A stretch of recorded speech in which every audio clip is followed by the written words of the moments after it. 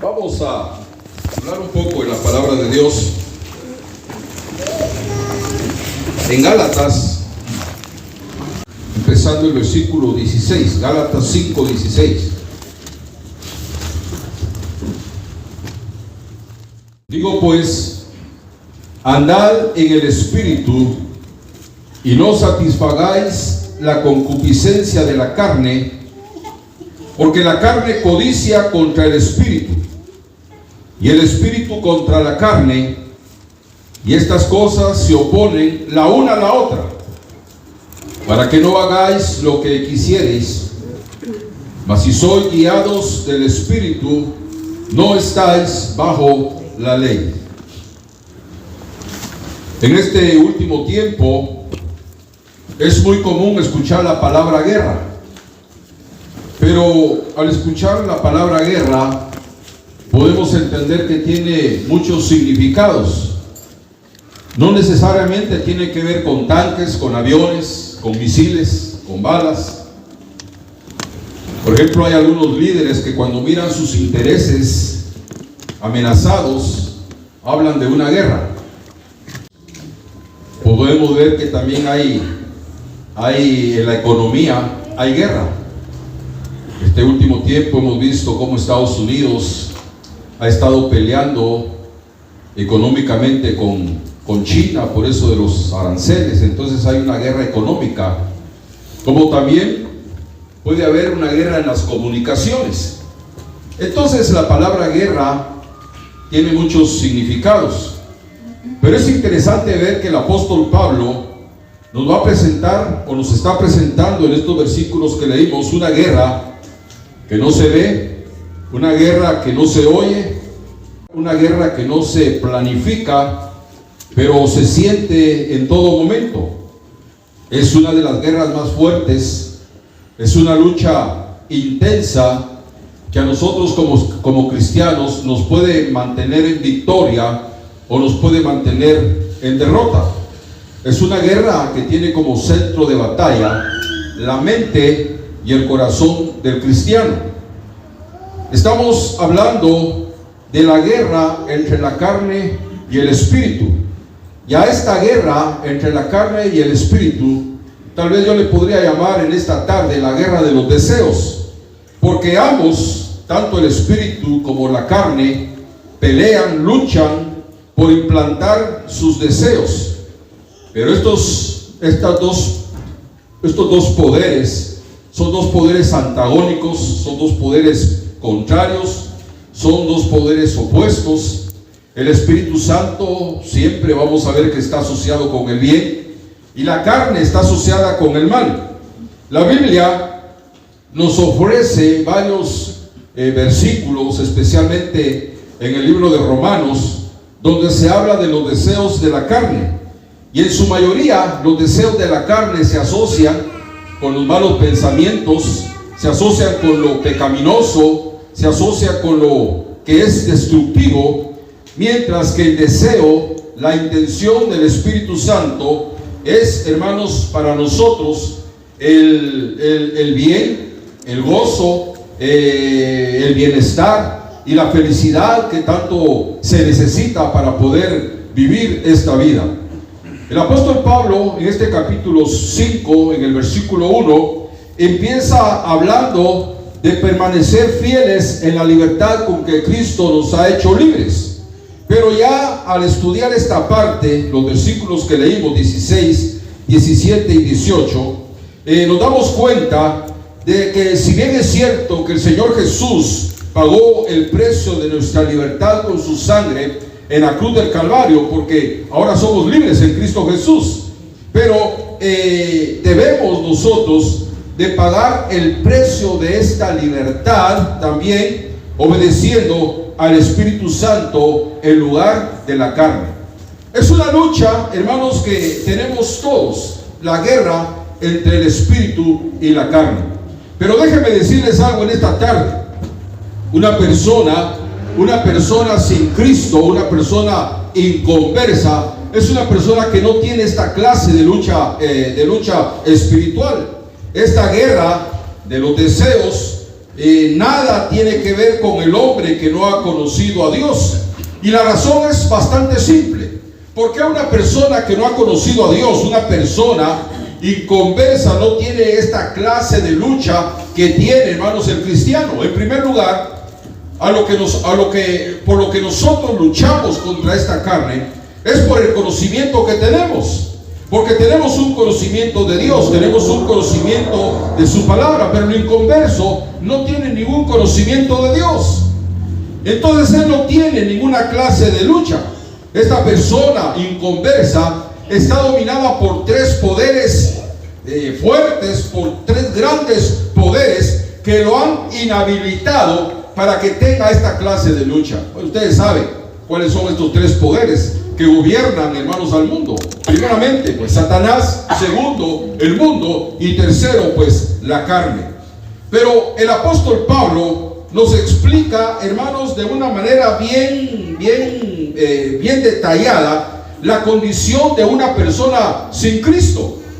Pues yo creo que la mayoría de los que estamos aquí podemos considerar la terrible situación o el estado terrible de un alma sin Cristo, porque yo sé que muchos de los que están aquí pues pueden recordar cómo vivieron cuando no tenían a Cristo, la clase de vida que llevaban cuando no tenían a Cristo. Pero el apóstol Pablo, si ustedes abran sus Biblias en el capítulo 2, pero no pierdan Gálatas porque voy a regresar ahí, pero en el capítulo 2 de Efesios, es la carta que sigue después de Gálatas. Ahí está adelantito, en el capítulo 2, y por favor quiero que me lleven el hilo en esta tarde. Capítulo 2 de Efesios y versículo 1, habla de un pasado, cómo es la situación de una persona sin Cristo. Efesios 2:1, y de ella recibisteis vosotros que estabais muertos en vuestros delitos y pecados. Lo primero, paremos ahí, lo primero que destaca el apóstol Pablo en este versículo es que toda persona que no tiene a Cristo está muerta en sus delitos y en sus pecados. Que todos sepamos, un muerto no siente nada. Nosotros sabemos que un muerto no tiene conciencia. Un muerto no puede hacer absolutamente nada. Un muerto, pues la misma palabra lo dice, está muerto.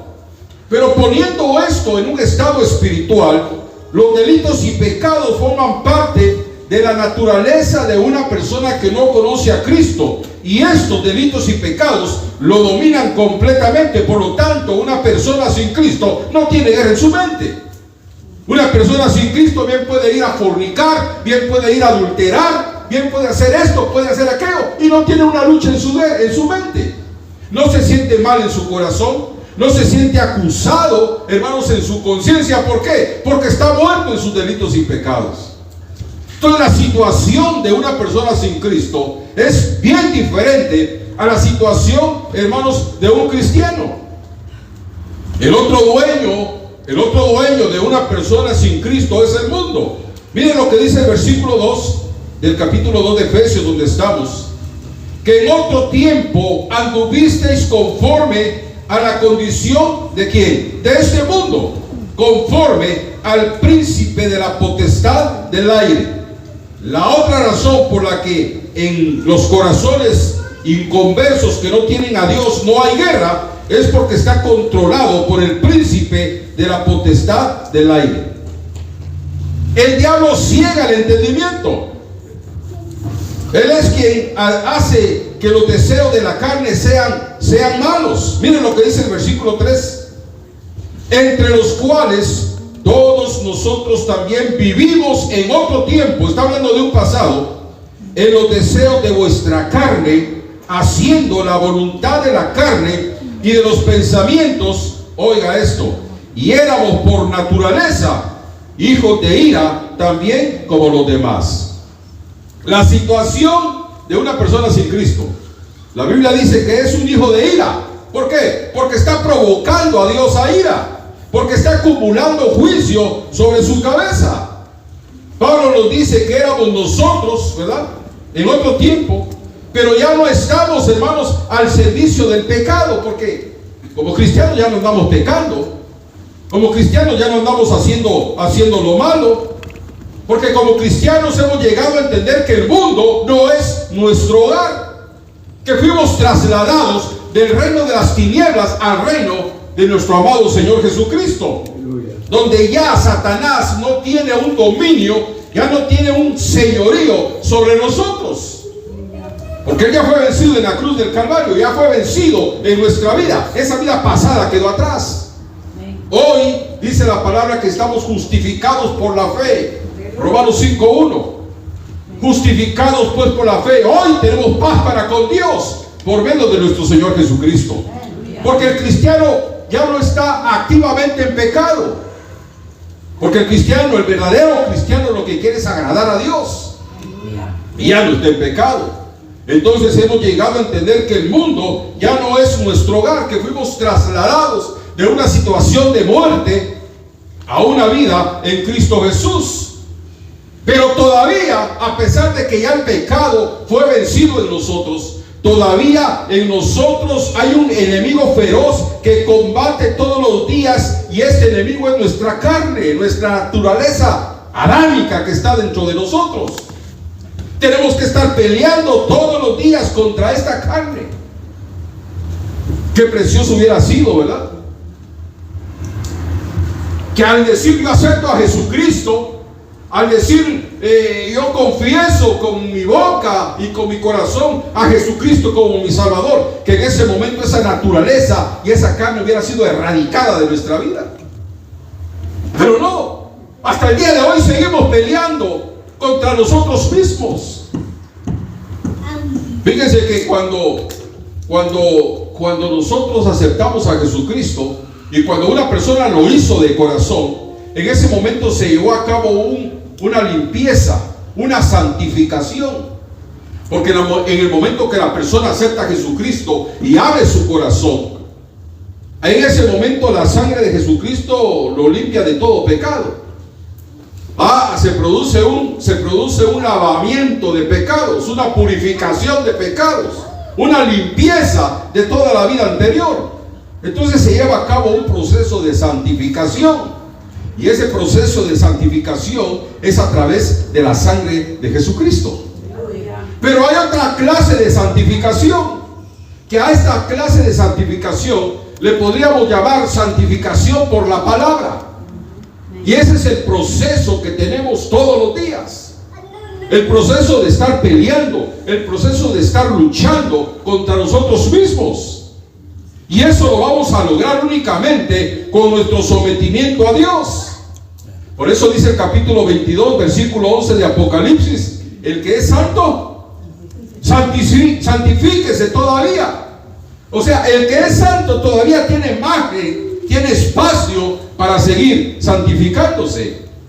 Ese es un proceso, la santificación por la palabra, un proceso de todos los días. Mientras más nos sometemos a Dios, más vamos a vencer nuestro propio yo. Eso solamente se puede hacer con el sometimiento a Dios. Qué bueno sería que un día nos levantáramos y que ya no tuviéramos esta lucha, ¿no? Usted dirá, pero es que yo no tengo deseos carnales. Y puede ser que sí. Es que yo no tengo deseos mundanos. Sí, puede ser que es cierto. Pero no es cierto que la carne le dice que se quede en su casa y que no venga a la iglesia. Ese no es el Espíritu Santo. El miércoles no es el Espíritu Santo el que dice quédate, no vayas a la iglesia, mira cómo hay de frío. Ese no es el Espíritu Santo, es la carne. Cuando las puertas de la iglesia se abren y no hay ese deseo, ese interés de venir a la casa de Dios, no es el Espíritu Santo, es su carne que lo está venciendo, es su carne que lo está destruyendo. Entonces, a pesar de que cuando acepté a Jesucristo, yo morí, hermanos, a mi vieja manera de vivir, todavía sigo batallando hasta el día de hoy con la carne, con esa naturaleza que hay dentro de mí. Y Pablo, aquí en el capítulo 5 y versículos 16, 17 y 18 de Gálatas, él habla de la carne como algo que está viva, que está activa, que está en plena batalla. Y entonces llegamos a la conclusión de que la mente y el corazón del hombre son un campo de batalla. son un campo de batalla. Pero cuando hablo de la carne, entonces vuelvo a repetir, no me estoy refiriendo únicamente a deseos carnales. Hay tantas formas en que la carne ataca. Y pudiéramos hacer una lista en esta tarde. Pero el enemigo más peligroso que nosotros tenemos somos nosotros mismos. Yo no tengo enemigo más peligroso que yo mismo. Yo soy mi peor enemigo. Yo soy mi peor problema.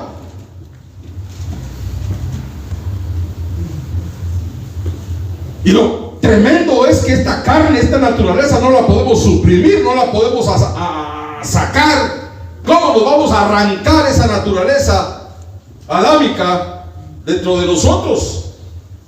La única manera que se puede controlar es clavándola en la cruz. Y la única manera de clavarla en la cruz es sometiéndonos a Dios, buscando a Dios. El salmista David dijo unas palabras, Salmo 59, versículo 1: líbrame, dice, de mis enemigos, oh Jehová. Líbrame de mis enemigos. ¿A qué enemigos se refería? Porque en el capítulo 19, versículo 12 del mismo libro de los Salmos, él dice: líbrame de los que me son ocultos. Allá dice: líbrame de mis enemigos. Y aquí en el capítulo 19 dice: líbrame de los que me son ocultos. No se estaba refiriendo a sus enemigos físicos.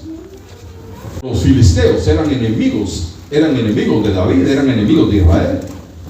Pero David los tenía controlados y los había vencido varias veces.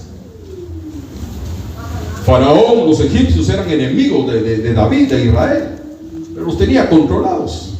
Sabían dónde estaban. Me imagino que, como Israel lo hace el día de hoy, en aquel tiempo David tenía sus espías que le informaban cuando había movimientos militares en las naciones enemigas de Israel. Entonces, a sus enemigos físicos los tenía controlados. Sabía el movimiento de ellos, pero lo que no tenía controlado eran las reacciones que podían salir dentro de él. Líbrame de los que me son ocultos. ¿Por qué? Porque una reacción que tuvo en un momento dado, eso lo llevó a cometer un adulterio y a cometer un asesinato. Entonces hay reacciones que de repente pueden salir, ¿verdad? Hay reacciones que de repente uno se enoja. ¿Usted no se ha enojado nunca? Que hasta le empieza a temblar a uno los labios, le empieza a temblar a uno el ojito, medio se le cierra de lo enojado. Hay reacciones en nosotros, algunos que lamentablemente no han logrado controlar, que no han logrado vencer. Ahora, ¿en qué consiste el deseo de la carne? Pues consiste en todo aquello que invoca, en todo aquello que apela, hermanos, al apetito carnal o físico. Dice que nuestro cuerpo tiene deseos que son normales, porque a veces llega el hambre, entonces el cuerpo le pide comida, ¿verdad? Está cansado, el cuerpo le pide dormir, tiene sed, el cuerpo le pide tomar agua. Pero esos son deseos, son naturales. Pero hay deseos mucho más fuertes, deseos que son carnales. Y el diablo, nuestro enemigo, fíjese que si uno no tiene control sobre uno mismo, el diablo puede llegar a tener aliados dentro de uno mismo. Y los sentidos pueden ser aliados de Satanás en nosotros. Que vemos, que oímos, que hablamos, pueden constituirse en aliados de Satanás en nosotros mismos. Eso fue lo que pasó con Eva. El diablo le entró por el oído, le habló y ella escuchó. La atacó con la vista, porque llegó un momento en que dijo, vio Eva el árbol, y tres cosas. Dice que vio que era bueno, que era agradable y que era codiciable. Entonces, ¿por dónde la atacó? La atacó a través de los sentidos, por lo que oyó y por lo que vio. Por ahí la atacó. Pero la buena noticia que que tenemos nosotros en la batalla de los deseos es que en este corazón, en este mismo corazón, mora el Espíritu Santo. Está el Espíritu Santo. Cuando una persona, hermanos, acepta a Jesucristo, lo está invitando a que entre en su vida, y el lugar que Jesucristo ocupa es el corazón. Por eso lo dice Proverbios, ¿verdad? Proverbios, ¿qué es? 23, 26. Hijo mío, dame tu corazón. No dice, hijo mío, dame tus ojos, tus oídos. No, el corazón, porque el corazón es lo que controla todo. El corazón es el que tiene el control de todo. Mateo capítulo 15, versículo 19, dijo Jesús: del corazón salen los malos pensamientos, del corazón salen los malos sentimientos. Pero una vez que el Espíritu Santo entre en la vida de una persona, la intención, el deseo del Espíritu Santo es satisfacer la vida del creyente. Satisfacer la vida del creyente. Porque Dios vino a nuestra vida para llenarnos de bien y hacernos bien. Algo muy diferente a lo que hace la carne. Porque las obras de la carne se constituyen en los pecados que ofendemos a Dios. Con la carne, al darle libertad, nosotros ofendemos a Dios. Mientras que las bendiciones del Espíritu Santo, hermanos, se concentran en un solo fruto, el fruto del Espíritu. Gálatas 5:22. Se concentran en un solo fruto, el fruto del Espíritu, para satisfacer nuestra alma. Mire, no hay mayor satisfacción que la satisfacción que da Dios. Una persona puede hacer esto, puede hacer aquello en el mundo y no se siente satisfecha. Yo no sé cómo vive usted, pero yo vivo satisfecho. Yo no vivo deseando nada, porque he encontrado en Dios lo que mi vida necesita. Yo creo que ustedes también, bendito sea su santo nombre. Pero lo tremendo es que entre el Espíritu y la carne no puede haber un pacto. No es posible un pacto entre los dos. No se puede firmar un pacto de paz. No se puede firmar una alianza. No se puede firmar un compromiso entre los dos, porque los dos son enemigos. Los deseos de la carne tienen una sola misión, y es crear un desorden en la vida. Una persona sin Cristo vive una vida desordenada. Desordenada. Los pecados de la carne, ¿qué es lo que hacen? Llevan a la persona a pecar una y otra vez contra Dios. Y dice la Biblia que lo que está haciendo es acumular, ¿qué? Ira. Para el juicio que se aproxima. El pecado fue la causa por la cual Cristo, hermanos, fue llevado a la cruz. Pero ¿qué es lo que pasa? Cuando el cristiano peca con conocimiento, cuando el cristiano sabe que va a pecar y peca, ¿qué es lo que está haciendo? Miren lo que hace. Hebreos capítulo 6. Leamos Hebreos capítulo 6. Miren lo que hace un cristiano cuando le da lugar a la carne y peca contra Dios. Hebreos capítulo 6 y versículo 5.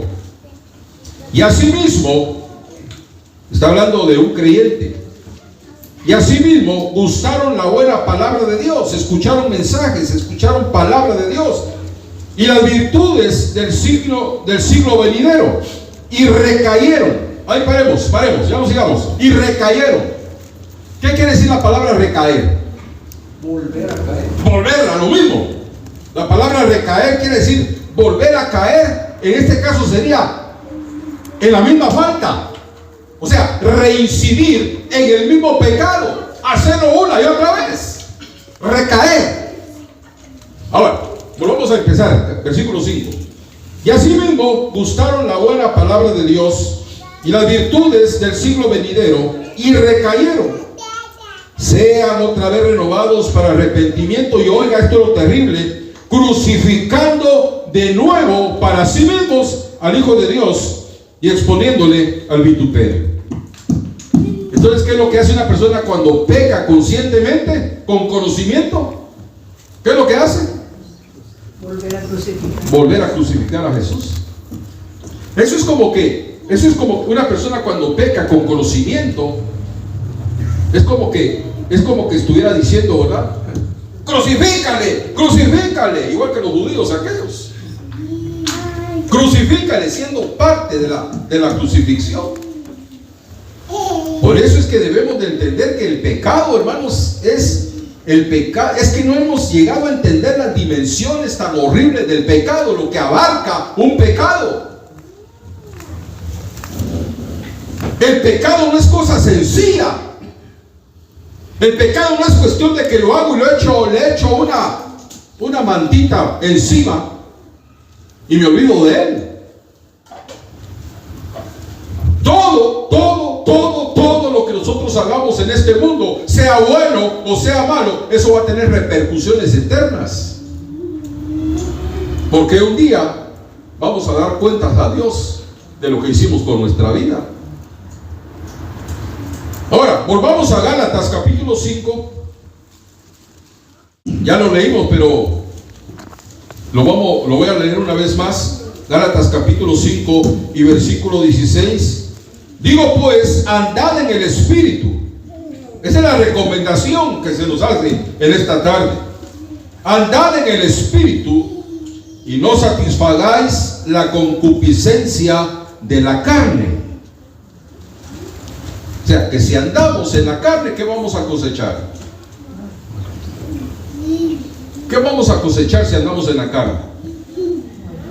El apóstol Pablo dice, vamos a cosechar corrupción.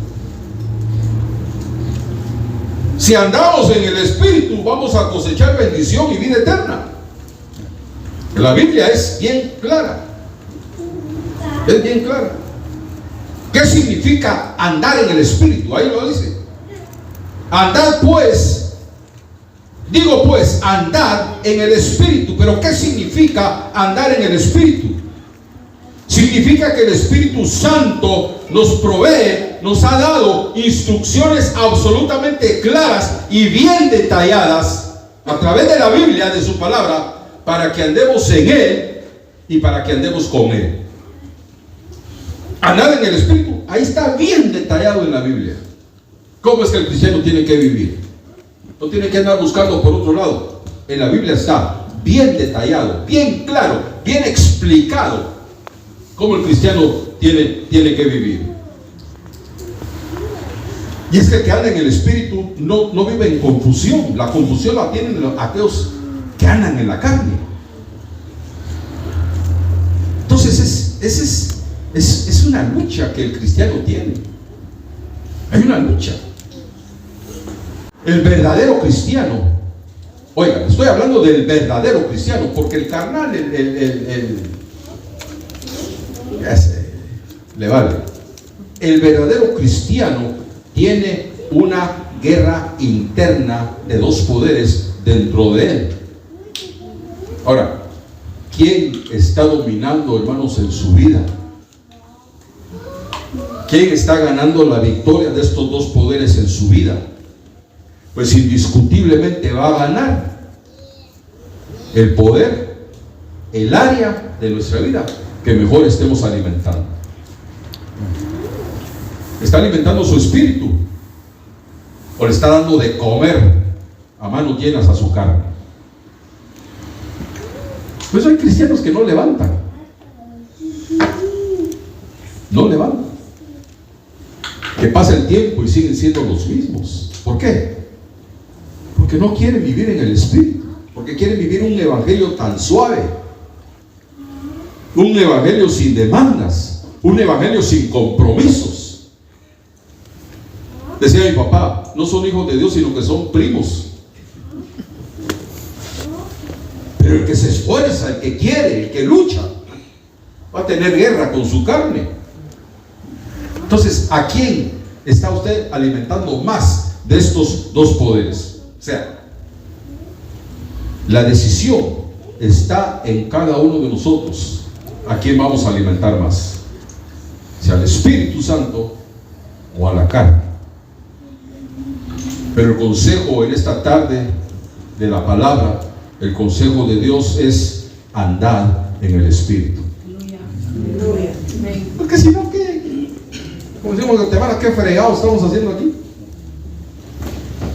Para vivir y ser cristianos del montón. Ustedes se recuerdan que mi papá decía algo. Hay cristianos que son del montón, decía. Y son como los aguacates ahí en el mercado que todos los manosean, decía. Hay cristianos aguados de tanto que los manosea la carne, que los manosea el diablo. ¿Usted quiere ser cristiano del montón?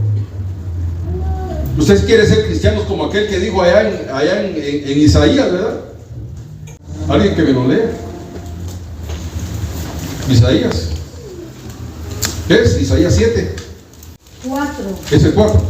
Y echarán mano de un hombre. Oiga, y echarán mano de un hombre. 7 mujeres. 7 mujeres. En aquel tiempo. Ahora, ¿quién es ese hombre? Echarán mano de un hombre 7 mujeres. ¿Quién es ese hombre? Cristo. Cristo. Pero dice que 7 mujeres lo van a agarrar. ¿Y qué le van a decir? Nosotras comeremos de nuestro pan. Nosotros comeremos nuestro pan. O sea, nosotros tenemos nuestra palabra, nosotros tenemos nuestra religión, nosotros tenemos nuestras leyes. ¿Y qué dice? Y nos vestiremos de nuestras ropas. Comeremos de nuestro pan, nos vestiremos de nuestras ropas. Solamente sea llamado tu nombre sobre nosotras. Quita nuestro oprobio. Quita nuestro oprobio. Nosotros vamos a vivir como nosotros querramos. Vamos a andar en el evangelio como nosotros querramos, pero eso sí, que tu nombre sea sobre nosotros. Soy cristiano evangélico. Eso no es así. Ahora, ¿estaba correcto ese capítulo 4? ¿Estaba en lo correcto? No. Que tu nombre sea sobre nosotros, pero vamos a andar como a nosotros se nos dé la gana. Eso no es ser cristiano, no es cristianismo evangélico. Eso es vivir conforme la carne, conforme los argumentos, las leyes de la carne. Ahora, ¿cómo dice ahí Gálatas capítulo 5, versículo 18? La última frase del versículo 18, y termino. Mas si sois guiados del Espíritu, no estáis bajo la ley. No estáis bajo la ley. ¿Está escuchando? El que es guiado por el Espíritu, el que camina en el Espíritu, no está bajo la ley. ¿Qué ley? ¿Qué ley? La ley de su carne. La ley de su yo no está dominado por esa ley. ¿Por qué? Porque anda en el Espíritu. Que Dios nos ayude. Porque esta guerra es para mí que es una guerra a muerte. Dios, hablando espiritualmente, no nos llamó a un día de campo, no nos llamó a un día de playa, nos llamó a una guerra. Y no seamos vencidos de lo malo, sino que venzamos con el bien, el mal. Bueno, que Dios bendiga este mensaje. Amén.